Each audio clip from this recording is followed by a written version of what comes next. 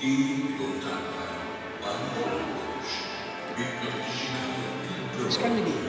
গঠন করেছিলেন অনুশীলন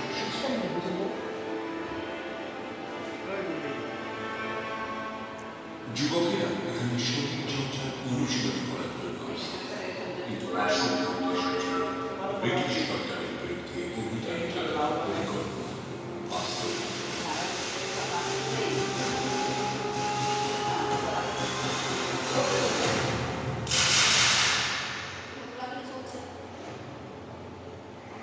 সেই সময় অরবিন্দ ঘোষ ও তাঁর ভাই বাল্যকাল ঘোষের নেতৃত্বে সাপ্তাহিক পত্রিকা যুগান্তর প্রকাশিত।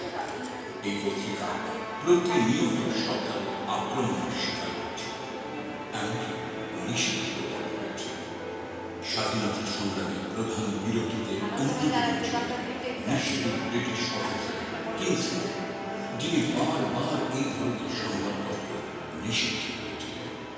সর্বত উনি ছিলেন বিপ্লবীদের প্রধান লক্ষ্য।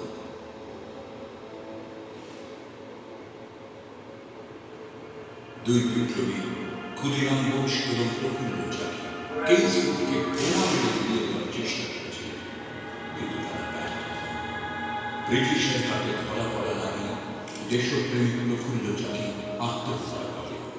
19 বছর বয়সী যুবক ক্ষুদিরাম বোস ব্রিটিশের হাতে বিচার তার ভবিষ্যৎ। ব্রিটিশরা অভিযান চালিয়ে অনেক স্বপ্ন 1908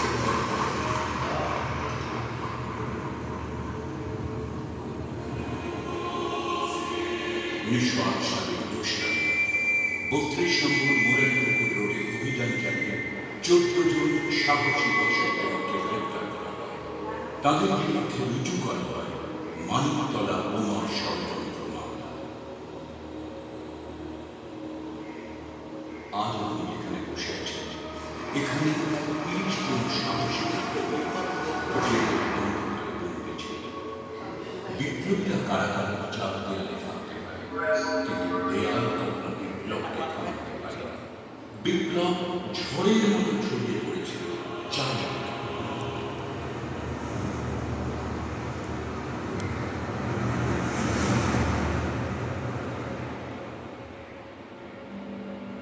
বিপ্লবীদের জেল ভাঙার পরিকল্পনা ছিল।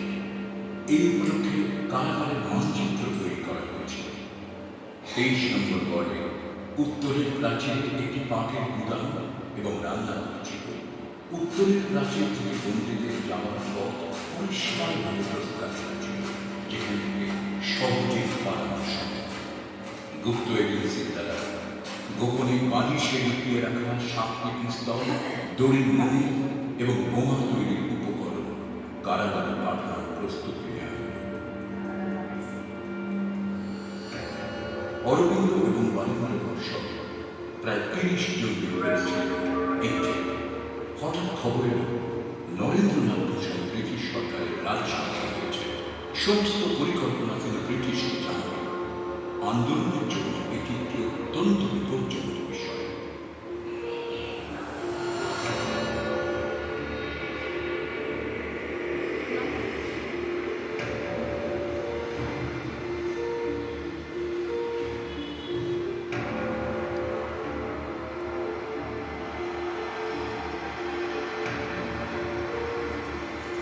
বিপ্লবীরা নরেন্দ্র ঘোষের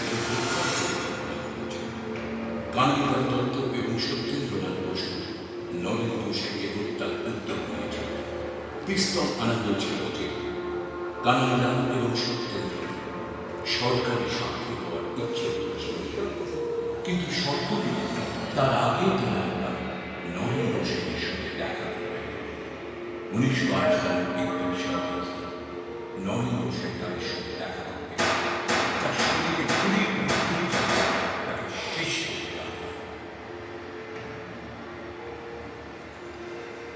বিচারে কানাইলাল দত্ত ও সত্যেন্দ্রনাথ বসু ফাঁসি।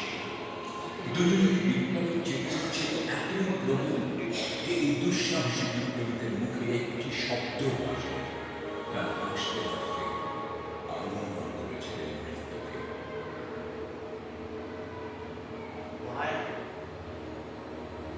মানিকতলা বোমা ষড়যন্ত্র মামলায় অনেক বন্দীকে কালাপানিতে পাঠানো হয়েছে। অনেককে প্রথমে মৃত্যুদণ্ড দেওয়া হয়েছিল, পরে তা কালাপানিতে পাঠানো এবং অন্যান্য শাস্তিতে রূপান্তর করা হয়েছে। অরবিন্দ ঘোষের মামলা করেছেন প্রখ্যাত আইনজীবী চিত্তরঞ্জন দাস।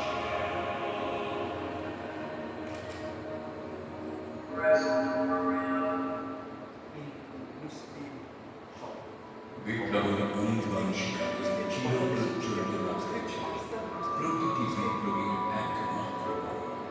এই কামনা চরিতার্থ করতে যে কোনো শাসন তারা মাথা পেতে নিতে একটু পিছু সেই আত্মত্যাগের সাক্ষ্য বহন করে আছে আজীবন জেলে প্রতিটি দিন। আজ শতাধিক বছর বাদে ভারত মাতাকে ব্রিটিশ শাসন মুক্ত করা এই অনবশ প্রচেষ্টা জেলের প্রতিটি দেয়ালে অনুপ্রাণিত। গোটা ভারতবাসীর কাছে তারা চিরকাল প্রণম্য হয়ে থাকবেন।